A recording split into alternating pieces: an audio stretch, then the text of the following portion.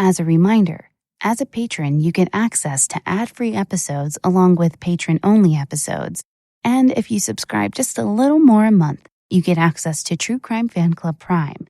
A monthly episode is released based on the topic of your choosing. So head on over to patreon.com/TCFC podcast to learn more. Explicit content is found in this episode, so listener discretion is advised. Welcome back to the True Crime Fan Club podcast. I'm your host, Lainey. Teenagers that kill aren't widespread. Murderous youngsters is a disturbing thought for most people. An even more troubling idea is that those teenagers, a sibling duo no less, would plot and carry out a plan to murder the only adult that ever protected them. Together, 19-year-old Nathaniel Gann and his 17-year-old sister Brae Hansen killed their stepfather Timothy MacNeil in cold blood.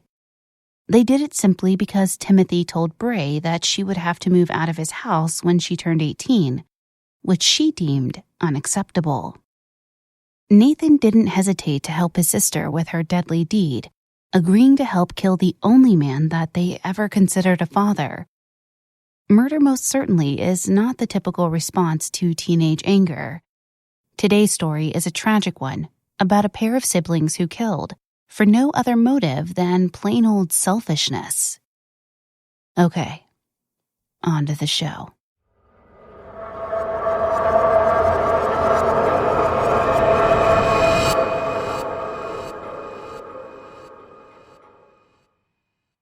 Thursday, July 19, 2007, was a typical day in the Rolando neighborhood of San Diego, California.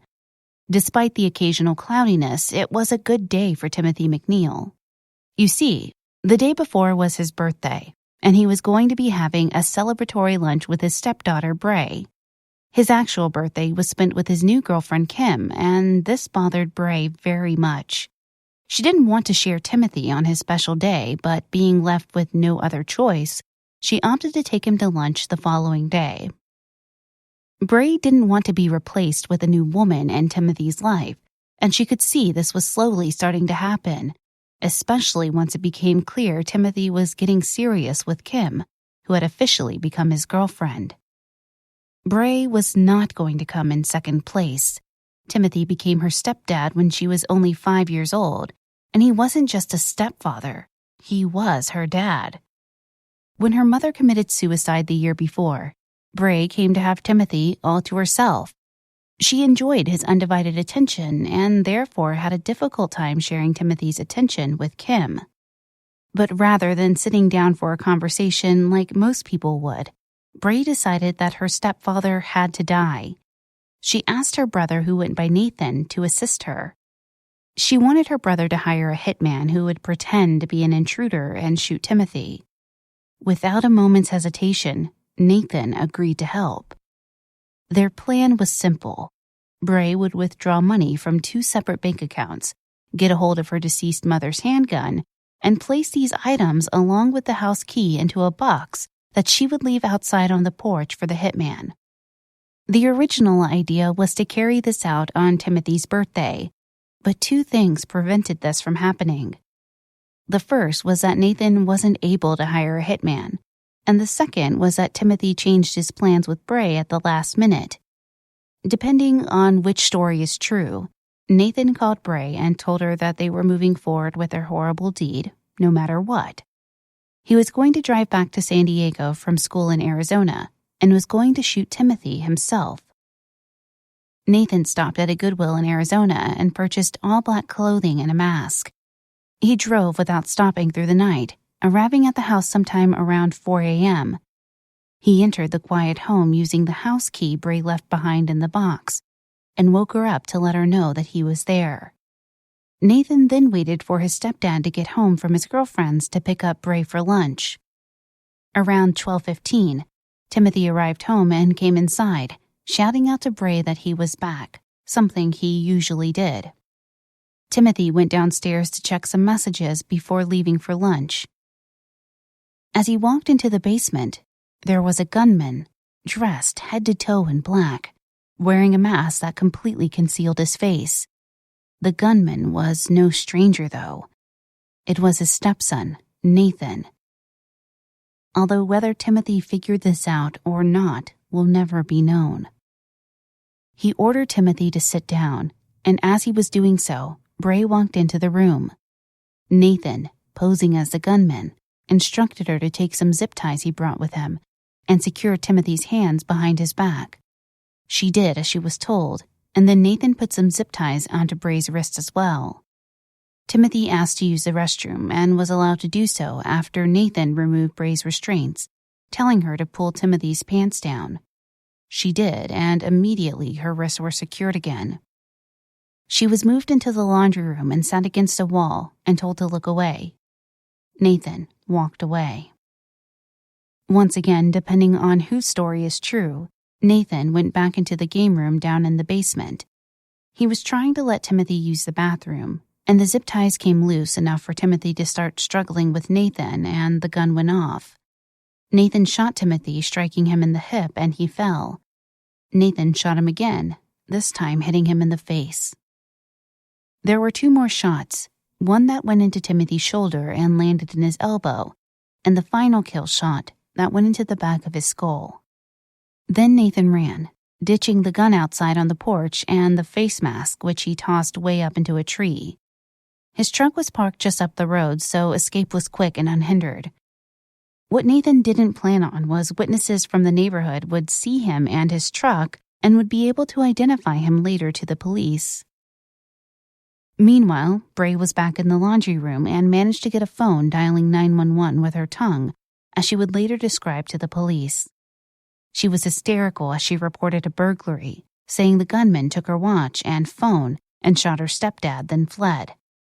Police arrived right away, and Brae appeared to be a genuinely traumatized victim and was treated as such.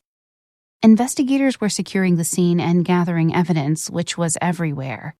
They found the murder weapon outside on the back porch, along with the ski mask the gunman wore, both of which presumably were loaded with DNA.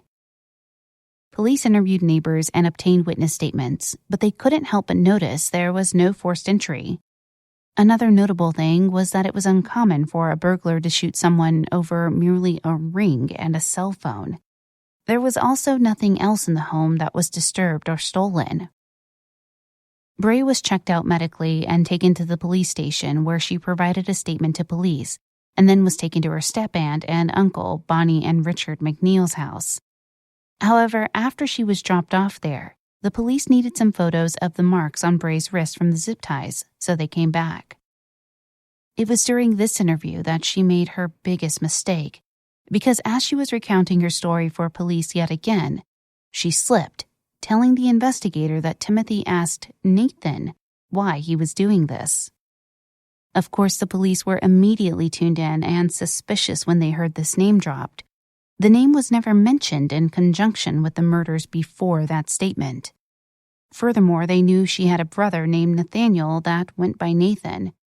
Brae tried to cover her mistake.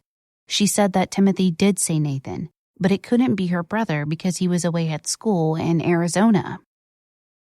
Despite their strong suspicions, police left Brae with her family. Later on that evening, she was discussing her traumatic experience with her cousin Shelley. The local news was covering the situation on the TV, which prompted Shelley to pull up a sketch of the gunman that she found on social media, which she showed to Brae, who commented that some of the facial features were not right. This statement struck a chord to her cousin, who overheard the remark. She knew that Brae had previously said the gunman had a ski mask on, and she was unable to see any part of his face. Shelley was uneasy with this information, enough so that she told her parents and then called the detectives on the case. The police came back to re-interview Brae to clarify several inconsistencies. Some of the things that Brae was saying weren't quite adding up. Knowing they had her caught, the police arrested Brae at approximately 10:45 p.m. Once she arrived at the station, she gave a full confession, implicating her brother as her accomplice. Nathan Gann was arrested on July 20th in Arizona. What's your full name? Nathaniel Gann. What's your sister's name? Brae. This is the most important hour of your entire life. And you know what else? We told Brae the same thing. She made the right decision. She told us everything. Every single living and breathing detail. Don't let your little sister take the whole rap for this. Tell us your side of the story. Tell us your side of the story. Like, what the hell? Like, your little sister killed your dad? Your little sister, you're gonna let her... I didn't see anything. You're gonna let her out cry for this whole thing? I didn't do anything, though. Your sister's gonna fall for this whole thing because you won't man up and act like the big brother you're supposed to act like. I didn't do anything. How did you feel, Nathan, when he went down? You may not feel it yet, but it's physically, you're looking relieved because you've not been able to express to anybody your feelings about what happened. I just didn't want to get abandoned again. I didn't want to lose my dad. You're going to be okay, Nathan. I think that I should die. You think you should die, what you said? Why? Deserve it, I guess. Why?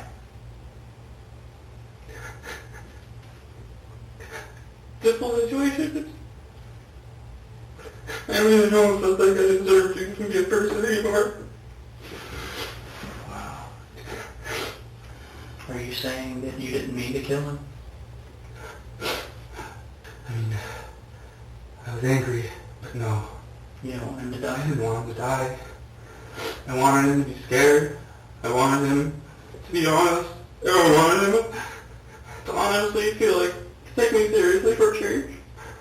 What happened after the first bullet? I just know I panicked, and he was bleeding and hurting. Yeah. And then just dying in front of me, and it's just, you killed me. And I was just like, no. That's what he said to you? He said you killed me? Just the once, or? I don't know. I remember him saying it like 1,000 times. Yeah. Just, you killed me. You killed me. Why did you kill me? I'm going to pause the case right here so you can hear a word from our sponsors.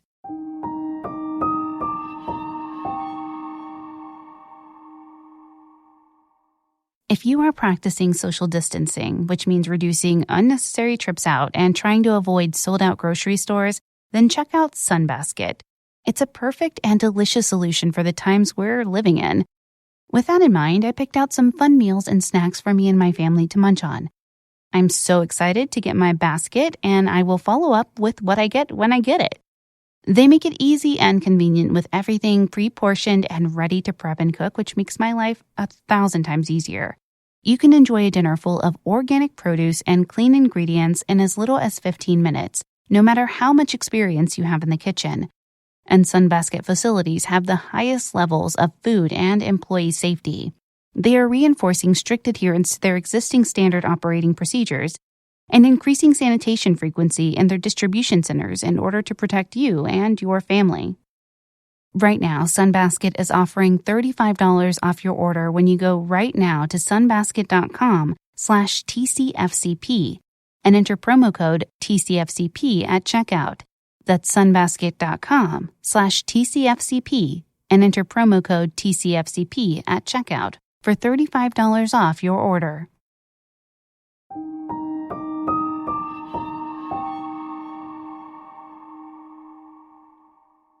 On January 18, 2008, the formal document, which is called, quote, "The Information," was filed, charging Nathan and Brae with first-degree murder with a special circumstance of lying in wait, which means that the offender sat and waited for the unsuspecting victim to attack. For Brae, there was also a charge of being vicariously armed because she provided the murder weapon to Nathan. They both filed motions in court to have their case separated so they would not have simultaneous trials. However, the judge denied their motions as unnecessary because on October 9th, the district attorney announced that the pair would face trial separately. Brae requested and was granted a continuance. Jury selection and the first trial for Nathan commenced on November 5, 2008. There were 7 days of testimony with deliberations starting on the 18th. But on the 20th, the jury said that they absolutely could not agree and were deadlocked, so a mistrial was called. The district attorney filed a new motion with the court on December 23, 2008 for the 2 cases to be rejoined. The motion was granted. Nathan and Brae objected to the joint trial, but both were overruled. This time, the judge decided that there would only be one trial, but each defendant would have a separate jury. On March 16, 2009, the jury selected for Brae's trial started and was finished on the 17th. Nathan's jury selection began on the 18th and was completed that same day. The joint trials officially began on Monday, March 23, 2009. The trial was lengthy and many witnesses were called, especially during Nathan's defense portion. The jury for Brae only heard parts of the case presented by Nathan's public defender. Her court-appointed attorney didn't offer much of a defense and chose to keep a definitive finger pointed straight at her brother Nathan. Wednesday, April 15, 2009, Nathaniel Gann was found guilty of first-degree murder with no special circumstance for lying in wait. On April 16th, Brae Hansen was found guilty of first-degree murder with both of the special conditions for lying in wait and being vicariously armed. On June 19th, Nathan filed a motion for a retrial, which was denied, and he was immediately sentenced to 25 years to life in prison. Brae also filed a motion for retrial, which too was dismissed.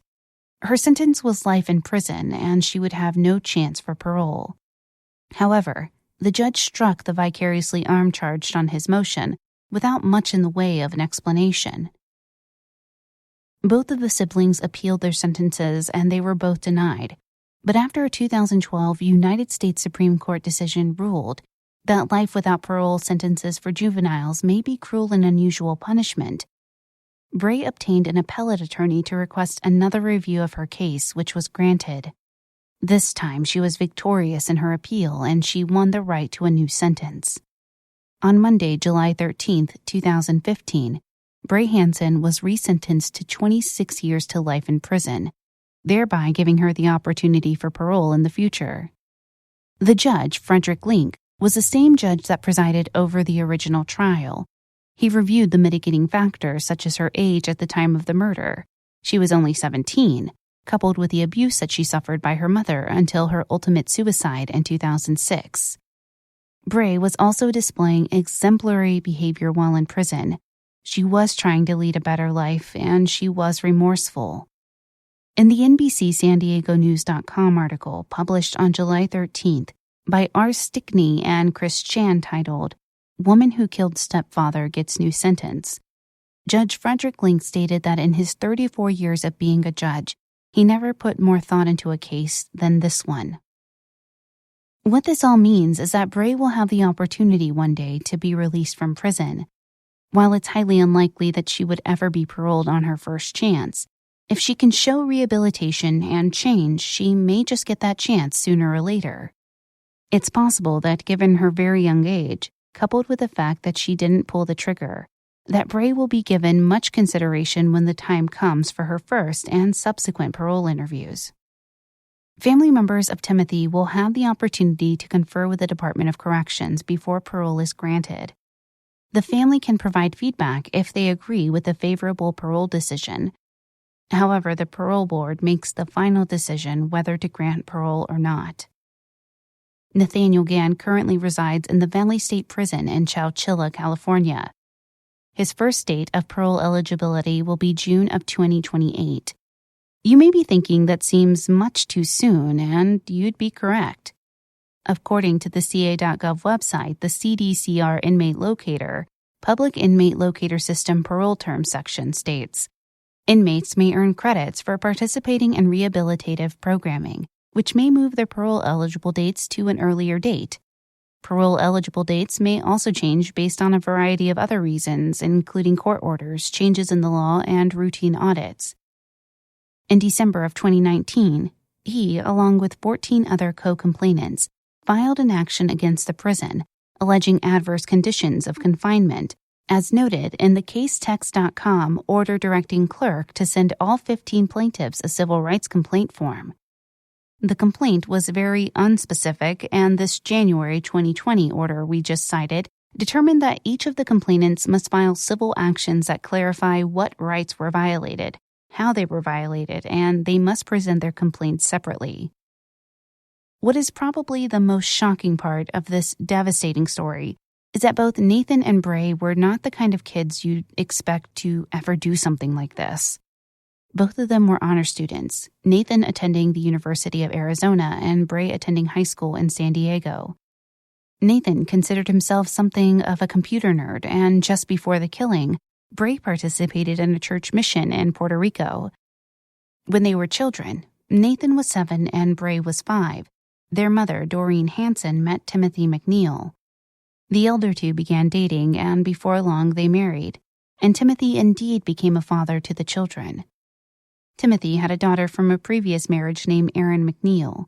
She embraced Nathan and Brae as her siblings and expressed her disappointment to Brae at sentencing, stopping short of hating her. Doreen was very abusive to her children, and their life with Timothy was a little bit of a reprieve. However, Doreen couldn't control herself, and for Nathan, she was particularly bad, beating him frequently and even threatening to kill him. Timothy tried to intervene when possible, also going so far as to arrange for 12-year-old Nathan to live with his grandmother in Arizona, just to get away from her torture. While living with his grandma, Nathan did so much better and was a completely different boy, one who loved school and had plans for his future. Brae stayed with her mom and Timothy, and though her mom didn't stop picking on her altogether, Brae did well in school and showed a genuine interest in student government. Since Timothy was a successful defense attorney, Brae considered the same career path, going to law school and maybe even becoming a judge. There came a time, though, when Brae couldn't handle her mother's abuse any longer, and she too moved to Arizona to live with her grandmother there.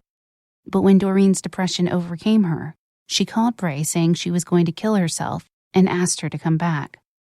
Doreen did kill herself, but it wasn't until after that happened that Brae moved back to San Diego, and it was just her and Timothy living alone for months. They were some of the best months of her life, which is why she became overcome with jealousy and rage, thinking she would be losing Timothy to another woman. Timothy MacNeil was only 63 years old when he was senselessly murdered. He made a good living as a criminal defense attorney, living in the modest neighborhood of Rolando, which is a suburb of San Diego. He was born on July 18, 1944 in Montreal, Canada, and then later moved to San Diego, California, where he graduated from Helix High School in 1962. He pursued a degree at San Diego State University and then law school at the Hastings College of Law. Shortly after graduating from law school, he married Barbara Lamb in 1968. They had 2 daughters together, Kelly and Erin, although Kelly sadly passed away shortly after her birth. They were married approximately 25 years before they divorced. Timothy met the school teacher Brae Hansen, and they got married in April 2001. His first wife, Barbara, passed away in January of 2006 from congestive heart failure, and his second wife died in June of 2006 by suicide. In a horrible turn of events, he was dead only a little over a year later. Timothy was loved by so many, and was thought of as generous and kind to all that knew and loved him. But that very love he showered on all that he knew became a threat to the 2 children whom he loved as his very own once a new woman entered the picture. Timothy probably would not have cut Nathan and Brae out of his life.